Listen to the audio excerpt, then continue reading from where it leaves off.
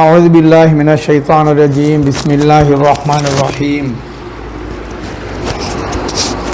رب اشرح لي صدري ويسر لي أمري واحلل عقدة من لساني يفقهوا قولي. போன வாரம் பார்த்தோம், அதில் தொடர்ச்சி இப்போ நம்ம பார்க்க போகிறோம். அதாவது சூரத்துல் பக்கரா ஆயத்து 26, அதில் வரக்கூடிய ஒரு வசனத்தில் அர்த்தம் என்ன எப்படி இருக்குன்னாக்கா, இதை கொண்டு பலரை வழி கெடும்படியும் செய்கின்றான், இதை கொண்டு பலரை நேர்வழி பெறும்படியும் செய்கின்றான் அப்படின்னு சொல்லிட்டு அல்லாஹ் தஆலா இங்கே சொல்கிறான். தப்சீரில் பார்க்க போகும்போது எப்படி வருதுனாக்கா, இந்த குர்ஆன் ஆயத்தை கொண்டு பலர் தங்களுக்கு எது தோதுவாக இருக்கிறதோ அதை கொண்டு அவர்கள் அர்த்தம் எடுக்கிறார்கள், அதை கொண்டு பலருக்கும் அதை கற்றுக் கொடுக்கிறார்கள். அதை தான் இது இந்த விளக்கம் வருது. இதில் குர்ஆனில் உள்ளபடி அல்லாஹ் சொல்றபடி எடுத்துக்கொண்டால் அவர்கள் நேர்வழி பெறுவார்கள்.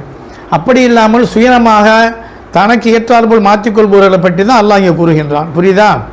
ஆயத்து 45 பாருங்கள். அதில் என்ன வருது, முக்கியமான விஷயம் அது. அதில் என்ன வருது, வஸ்தஈனு பிஸ்ஸப்ரி வஸ்ஸலாஹ் அப்படின்னு வருது. வஸ்தஈனு உதவி தேடுங்கள். ரொம்ப வேணா அந்த இடத்துல ஒரு ஸ்டார் போட்டு வச்சுங்க. வஸ்தஈனு பிஸ்ஸப்ரி வஸ்ஸலாஹ் வ இன்னஹா லகபீரத்துன் இல்லா அலல் ஹாஷிஈன் அப்படின்னு சொல்லிட்டு ஆயத்து வருது. அது அர்த்தம் எப்படி வருது தனிமை குர்ஆனில், நீங்கள் எந்த கஷ்டத்திலும் பொறுமையை கொண்டும் தொழுகையை கொண்டும் உதவி தேடுங்கள்னு வருது. நிச்சயமாக இது உள்ளச்சம் உடையவர்களை கண்டு மற்றவர்களுக்கு மிக பலுவாகவே இருக்கும். ரொம்ப முக்கியமான ஆயத்து இது. மனிதனாக பிறந்த ஒவ்வொருத்தருக்கும் ஆணாக இருக்கட்டும் பெண்ணாக இருக்கட்டும் கஷ்டம் இல்லாமல் இல்லை. எல்லாருக்கும் கஷ்டம் வரும். கஷ்டமே இல்லை, எனக்கு எந்த சிரமமும் இல்லை, காசு பணம் போதுமானது இருக்குது, நல்ல உணவு கிடைக்குது, இருக்க வேண்டிய வீடு வசதியாக இருக்குது, எல்லாம் இருந்துட்டாக்கா அவர்கள் அல்லாஹ்வுக்கு ஷுக்ர் செய்வது ரொம்ப குறைவு, மிக மிக குறைவு. எல்லாம் இருக்குது, தொழுவ மாட்டாங்க. அப்போ கஷ்டங்கள் கொடுக்கப்படும் பொழுது தான் அல்லாஹ் என்று அந்த ஒரு ஞாபகமே வரும். இல்லை அப்படின்னு ஞாபகம் வராது. அல்லாஹ் தஆலா எப்படி மனிதனை படுத்திருக்கான்னா, அப்பப்போ என்ன செய்வான், ஒரு சில சிரமங்கள் ஒரு சில கெட்ட விஷயங்கள் நடக்க தான் செய்யும். அப்போ அந்த சமயங்களில் நீங்கள் எதை எப்படி சொல்கிறாங்க, அல்லாஹ் தஆலா பொறுமையை கொண்டும் தொழுகையை கொண்டும் சொல்லலை, எதை சொல்கிறான், பொறுமையாக இருங்க, பொறுமையை கொண்டும் அதுக்கு பிறகு தொழுகையை கொண்டும் நீங்கள் உதவி தேடுங்கள். முஃபஸ்ஸிரீன்கள் எழுதுறாங்க, பொறுமை என்பது நோன்பை குறிக்கும் எழுதுறாங்க. எப்படி பொறுமை என்பது நோன்பை குறிக்கும் எழுதுறாங்க. உமர் பின் அல் ஹத்தாப் ரலியல்லாஹு அன்ஹு அவர்கள் சொல்றாங்க, பொறுமை 2 வகைப்படும். பொறுமை 2 வகைப்படும். ஒன்று சோதனையின் போது பொறுமையாக இருப்பது. சோதனை என்ன அப்படின்னா பல மாதிரி இருக்குது. நோயினால் வரக்கூடிய சோதனைகள், பிள்ளைகளால் வரக்கூடிய சோதனைகள், பொருளாதாரத்தால் வரக்கூடிய சோதனைகள், இப்படி அந்த சோதனையின் போது எப்படி இருப்பது, பொறுமையாக இருப்பது.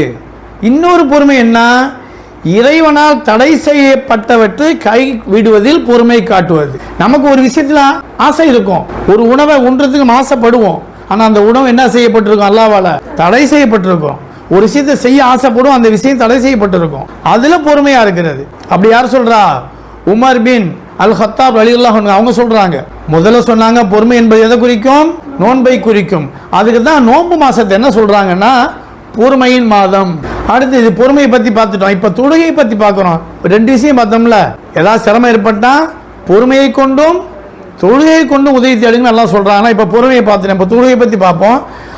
அல்லாஹ்வின் தூதர் ஸல்லல்லாஹு அலைஹி வஸல்லம் அவர்களுக்கு ஒரு பிரச்சனை ஏற்பட்டால், ஒரு துயரம் ஏற்பட்டால் என்ன செய்வாங்க, அவங்க உடனே தொழுகைக்கு விரைந்து செல்வார்கள்.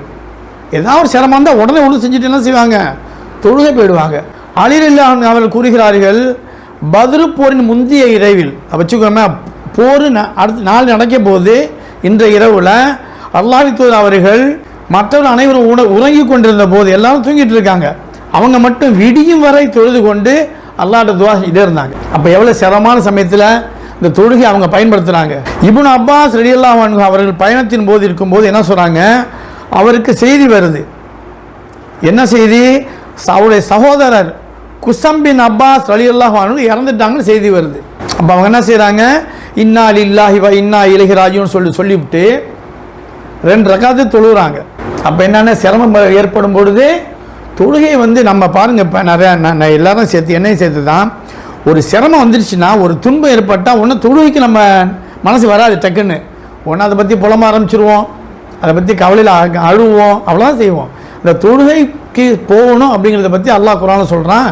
என்ன சிரமம் தான், என்ன செய்யுங்க, முதல்ல ஒரு சீட் 2 ரக்காத் தொழுவுங்க, தொழுதுட்டு உங்களுடைய துன்பங்களை அல்லாஹ்விடம் துவா செய்யுங்கன்னு சொல்லிட்டு வருது. இதில் இன்னொன்று இந்த ஆயத்தில் என்ன வருது, வ இன்னஹா லகபீரத்துன் இல்லா அலல் ஹாஷியின் வருது. என்ன அர்த்தம், அல்லாஹ்வுக்கு பயந்து நடப்பதை தவிர மற்றவர்களுக்கு இது பாரமாகவே இருக்கும். எது பொறுமையாக இருக்கிறது, தொழுவது பாரமாக தான் இருக்கும் மற்றவங்களுக்கெல்லாங்கிறாங்க. எது பாரமாக இருக்கும், தொழுகை பாரமாக இருக்கும். இன்னொன்று அல்லாஹ்வுடைய வசனத்தை ஏற்று நடப்பது பாரமாக இருக்கும். 2 விஷயங்கள். யாருக்கு, காஃபிர்களுக்கு, இறை மறுப்பார்களுக்கு, நயவஞ்சகர்களுக்கு அது ரொம்ப பாரமாக தான் இருக்கும். கீழே 48 பாருங்க, 48 மார்க் பண்ணீங்க. வத்தகு யௌமல் லா தஜ்ஸி நஃப்ஸுன் அன் நஃப்ஸின் ஷைஆன் வருது. ஒரு நாளை பற்றி நீங்கள் பயந்து கொள்ளுங்கள், அந்த நாளில் யாரும் யாருக்கும் உதவி செய்ய முடியாது. யாரும் யாருக்கும் உதவி செய்ய முடியாது. இங்கே பாருங்க, உலகத்தில் இருக்கும்போது, துனியாவில் இருக்கும்போது மனைவி மேலே கணவன் மேலே பாசமாக இருப்பாங்க, புள்ள மேலே பாசமாக இருப்பாங்க, பிள்ளைக்கா எல்லாம் தியாகம் பண்ணுவாங்க. ஆனால் அந்த ஒரு நாள் நியாய தீர்ப்பு நாளில் மஹ்ஷர்ல எல்லாம் கூடின பிறகு அந்த சூறா கூட வல் ஃபஜ்ர் சூறாவில் கூட வருது. கணவனை பார்த்து மனைவி ஓடுறது, மனைவியை பார்த்து கணவன் ஓடுறது, பெத்த பிள்ளையை பார்த்து அம்மா ஓடுறது, அம்மாவை பார்த்து புள்ள ஓடுறது அப்படின்னு சொல்லிட்டு குர்ஆனில் வருது. என்னன்னாக்கா அவங்கவுங்க பாவங்கள் ரொம்ப பாரமாக இருக்கும். அங்கே பார்த்துட்டா நம்மள்கிட்ட வந்து நம்முடைய நன்மைகள்கிட்ட பங்கு கேட்பாங்களாம் பிள்ளைகள். ஏதாவது நன்மை தான் கொடுங்கம்மா அப்படி. ஆனால் கொடுப்பாங்களா அம்மா, அவங்களுக்கே பத்தல. என்ன துனியாவில் இவ்வளோ பாசமாக இருந்தாங்களே, அப்போ அங்கே உதவி செய்வாங்கன்னா யாருக்கும் உதவி செய்ய முடியாது. என்ன ஒரு 10 ரூபா வச்சுருந்தாங்க வச்சுன்னு கொடுக்க முடியாது. அந்த மாதிரி நிலைமை அங்கே இருக்கும். எல்லாமே தன்னை பற்றி தான் கவலைப்படுவாங்க. யானப்சி தான் கத்திட்டு இருப்பாங்க எல்லாருமே. மற்றவங்களுக்கு எந்த வித உதவியும் செய்ய மாட்டார்கள். யாரும் யாருக்கும் ரெக்கமெண்டேஷனும் பண்ண முடியாது. யாழ்லா இந்த துனியாவில் இருக்கும்போது யாழ்லா ரொம்ப பாசமாக நான் வளர்த்தேன், அப்போ அந்த புள்ள சொல்லுது யாழ்லா இந்த ஒரு மன்னிச்சிரு, எதுவுமே நடக்காது அந்த சமயத்தில். இங்கேருந்து துவா செய்கிறது கபூல் ஆகும். பிள்ளைகளுக்கு செய்யக்கூடிய துவாக்கள், அது மாதிரி தாய் செய்யக்கூடிய துவா, பிள்ளைகள் தாய் தந்தை செய்யக்கூடிய துவா எல்லாம் கபூல் ஆகும். எங்கே இருக்கும்போது துவா இருக்க மூத்தாயிட்டா முடிஞ்சது, எல்லாம் க்ளோஸ் ஆகிடும். இறந்து போனதா தோசை அது வேற. இவரும் மூத்தா போயிட்டார், அவரும் மூத்தா போயிட்டார். அப்ப யாருக்கு யாரு வந்து ரெக்கமெண்டேஷன் பண்றது, உதவி செய்யறது நடக்காது. அதான் இங்க வருது. இங்க அதான் என்ன சொல்றாங்க, அந்த ஒரு நாளை பற்றி பயந்து கொள்ளுங்கள், அங்க யாரும் யாருக்கும் உதவி செய்ய முடியாது, யாரோட ரெக்கமெண்டேஷனும் பரிந்துரையும் ஏற்றுக்கொள்ளப்பட மாட்டாது, யாருக்கும் எந்த உதவியும் செய்ய மாட்டார்கள் வருது. இதனால மறந்துடக்கூடாது. நம்ம வந்து இன்னொன்னு பிள்ளைகள் வளர்க்கும் போது நல்லா கவனிங்க, இது பெண்களுக்கான வகுப்பு தான். இது இந்த புள்ள நம்மளை காப்பாற்றும், அது பொம்பளை பிள்ளையா இருக்கட்டும் ஆம்பளை பிள்ளையா இருக்கட்டும், இந்த பிள்ளை நம்மளை காப்பாற்றும், நாளைக்கு சம்பாரிச்சு கொடுக்கும் அப்படின்னு சொல்லிட்டு நம்பிலாம் இருந்துடாதீங்க. அப்படி ரொம்ப நம்பிக்கை பிள்ளை மேல வச்சு வளர்த்தா அல்லாஹ் என்ன பண்ணுவான், அதை வெட்டி விட்டுருவான். ஒரு நீ பிள்ளை தான் நம்புன, என்ன நம்பல இல்ல, அப்ப அல்லாஹ்வுடைய உதவி இல்லாம போயிடும். எப்பவுமே தவக்கல் தொழலாம், எல்லாமே நம்பிக்கை வச்சு நம்ம கடமை பிள்ளைகளை வளர்ப்பது, நல்ல கல்வி கொடுப்பது. துனியா கல்வி மட்டும் கொடுத்துட கூடாது, ஆகிரத்து கல்வியும் கொடுக்கணும். அதாவது மார்க்க கல்வி கொடுக்கணும். பிள்ளைக்கு தொழுகையை பத்தி சொல்லிக் கொடுக்கணும், தாய் தந்தையை பத்தி சொல்லிக் கொடுக்கணும். அதாவது கல்வி கற்றுக் கொடுக்கிறது இருக்குது, ஒரு டயத்துல முடிஞ்சிடாது. ஓகே 2 வருஷம் ஓதிட்ட, நீ 2 வருஷம் மரசாலை 7 வருஷம் ஓதிட்டாங்க, அவர் பூர்த்தி ஆயிட்டாரு, கிடையாது. கல்விக்கு எல்லையே இல்லை, நிறைய கற்றுக்க வேண்டியது இருக்குது. ஏன்னா குர்ஆன் அந்த இலக்கணம், அரபி இலக்கணத்தை எடுத்தா 3 வருஷம் படிக்க வேண்டியதா இருக்குது. அதனால கல்விக்கு எல்லை இல்லை, புரியுதா? அந்த பிள்ளைகளை வளர்க்க வேண்டிய கடமை நமக்கு இருக்குது. அந்த பிள்ளைகளுக்கு நல்ல கல்வி கொடுப்பது, உடை கொடுப்பது, அந்த பிள்ளை கவனிச்சு ஓரளவுக்கு வயசுக்கு வந்த பிறகு அதை திருமணம் செய்து கொடுப்பது. அப்ப பிள்ளையுடைய கடமை என்ன, தாய் தந்தை நன்றியோடு இருப்பது. கல்யாணம் பண்ண பிறகு மனைவி பேச்சை கேட்டுக்கிட்டு தாயை ஒதுக்கிடுறாங்க, இல்ல மனைவி கணவரை தான் கட்டுப்பாட்டுல வச்சுக்கிட்டு பெற்றோரை கட் பண்ணி விட்டுடுறாங்க. அதெல்லாம் செய்யக்கூடாது. எப்படி தன்னுடைய பெற்றோரை தான் பார்க்க வேண்டும் என்று விரும்புகிறோமோ அதே போல கணவனுடைய பெற்றோரை நாம் கவனிக்க வேண்டும். அப்படி நம்ம செய்யாம நம்ம கணவரை அழைச்சிக்கிட்டு ஒரு சைடு வந்துட்டோம், அவங்களை கட் பண்ணி விட்டுட்டோம்டா, நாளைக்கு ஓ நிலைமை வேற மாதிரி போயிடும். உன்னுடைய பிள்ளைகளே ஒன்னு ஒதுக்கி வைக்கக்கூடிய நிலைமையில இருக்கு. நம்ம பார்த்துருக்கோம், 4-5 புள்ள பெற்றவங்க கூட வந்து ரொம்ப கஷ்டப்படுறாங்க. ஒவ்வொரு புள்ள வீட்லயும் ஒவ்வொரு மாசம் பந்து மாதிரி அனுப்பி விடுறாங்க. இந்த வீட்டுல 1 மாசம் அந்த வீடு சுத்திட்டு வர்றாங்க. அவங்க அந்த தாய்க்கு வந்து எல்லா பிள்ளையும் பிடிக்குமா சொல்லுங்க? ஒரு தாய்க்கு 5 புள்ள பெற்றிருக்காங்க, 5 பிள்ளையும் ஒரே மாதிரி இருக்குமா? இருக்காது. அப்ப அந்த தாய் என்ன செய்வாங்க, ஒரு பிள்ளை வீட்டுல இருக்க விரும்ப மாட்டாங்க. ஆனா வேற வழி இல்லாம அப்படியே அனுப்பி வைக்கப்படுறாங்க ஒவ்வொரு வீட்டுக்கா. நல்லா காப்பாத்தினா எல்லாரும் எல்லாம் கை கால சலாமத்தோடு மூத்தாகும் வரை தொழக்கூடிய மக்களாக, ஈமான மூத்தாகக்கூடிய மக்களாக ஆக்கி வைக்கணும். ஆமீன். ஃபிரௌன் என்று ஒருத்தன் இருந்தான், தெரியுமில? அவன் யார் காலத்துல இருந்தான்? மூசா அலைஹிஸ்ஸலாம், மூசா நபி காலத்துல இருந்தான் ஃபிரௌன். அவன் பயங்கரமான பெரிய செல்வம் கொடுக்கப்பட்டிருந்தான், நல்ல அரசாட்சி கொடுக்கப்பட்டிருந்தான். அதனால என்ன சொல்லிட்டான், அவன் நான் தான் அல்லாஹ்னு சொல்லிட்டான், நான் தான் இறைவன். அப்ப அவன் என்ன செய்யறான்னாக்கா, அவனுக்கு தெரிவிக்கப்படுது எப்படி, உன்னுடைய ஆட்சியை உன்னை கொள்வதற்கு ஒரு புள்ள பிறக்க போகுது உன் ஆட்சி காலத்துல அப்படின்னு சொன்னப்ப அவன் என்ன பண்றான், எந்த குடும்பத்துல ஆண் குழந்தை பிறந்தாலும் அதை உடனே சாவடிச்சு கொலை பண்ணிடு, அப்படி ஒரு ஆர்டர் போட்டான். அப்ப பெண் மக்களை உயிரோட விட்டுறது. ஏன்னா அவனுக்கு என்ன, ஆம்பளை பிள்ளை தான் கொல்லுன்னு சொல்லிட்டு. அப்ப மூசா அலைஹிஸ்ஸலாம் அவங்க சரித்திரத்தை பார்க்க போனா அது பேசிட்டு போனா 1 மணி நேரம் பத்தாது. இப்ப சுருக்கமா சொல்றேன். அந்த சமயத்துல பிறந்தவங்க தான் யாரு, நபி மூசா அலைஹிஸ்ஸலாம். சரி, ஃபிரௌனுடைய ஆட்சியை கவிழ்க்க போறது யாரு, நபி மூசா அலைஹிஸ்ஸலாம் தான். ஆனா அவங்கள வளர்த்தது யாரு, ஃபிரௌன் தான். பாருங்க, அவன் எல்லா புள்ளையும் கொலை பண்ணிட்டு வர்றான். ஊர்ல உள்ள எந்த குடும்பத்துல ஆண் குழந்தை பிறந்தாலும் கொலை பண்ணிட்டு வர்றான்.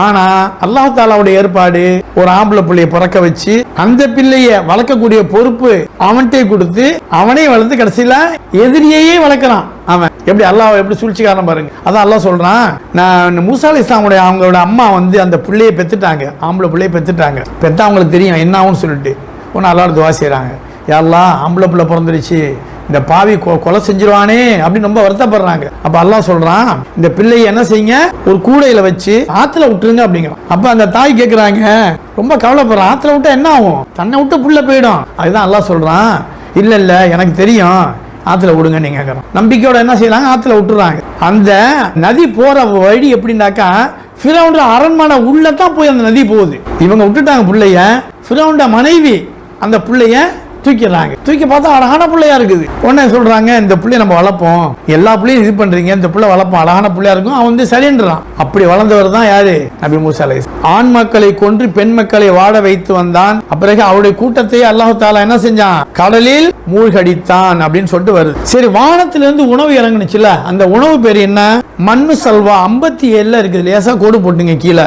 மண்ணு சல்வா என்ற உணவை அல்லாஹ் வானத்திலிருந்து இறக்கி வைக்கிறான். 60வது ஆயத்தில் அல்லாஹ் தஆலா சொல்றான், எப்படி நபி மூசா அலைஹிஸ்ஸலாம் தன்னுடைய கூட்டத்தை அழைச்சிட்டு என்ன செஞ்சுட்டாங்க, கடலை தாண்டி வந்துட்டாங்க. வந்த பிறகு குடிக்க தண்ணி இல்ல. அப்ப அல்லாஹ் என்ன சொல்றான், கையில இருக்கிற கம்பை எடுத்து ஒரு கல்லை அடிக்க சொல்றான். அடிச்ச உடனே என்ன ஆகுது, 12 நீரூற்றுகள் உருவாயிடுச்சு. 65 பாருங்க. அதாவது முஸ்லிம்களுக்கு பிறநாள் புனித நாள் எது, வெள்ளிக்கிழமை. கிறிஸ்தவர்களுக்கு புனித நாள் ஞாயிற்றுக்கிழமை. அப்ப மூசா அலைஹிஸ்ஸலாம் அவங்க காலத்துல இருந்தப்ப அவங்க புனித நாள் எப்போ வந்துச்சு, சனிக்கிழமையில வச்சிருந்தாங்க. சனிக்கிழமை நீங்க என்ன செய்யக்கூடாது, மீன் பிடிக்க கூடாது அப்படின்னு சொல்லிட்டு வச்சிருந்தான். நம்ம எப்படி வெள்ளிக்கிழமை நம்ம எல்லாம் ஜும்மாவுக்கு போயிடுறோமோ, ஜும்மா சமயத்துல வியாபாரம் பண்ணலாமா, கூடாது.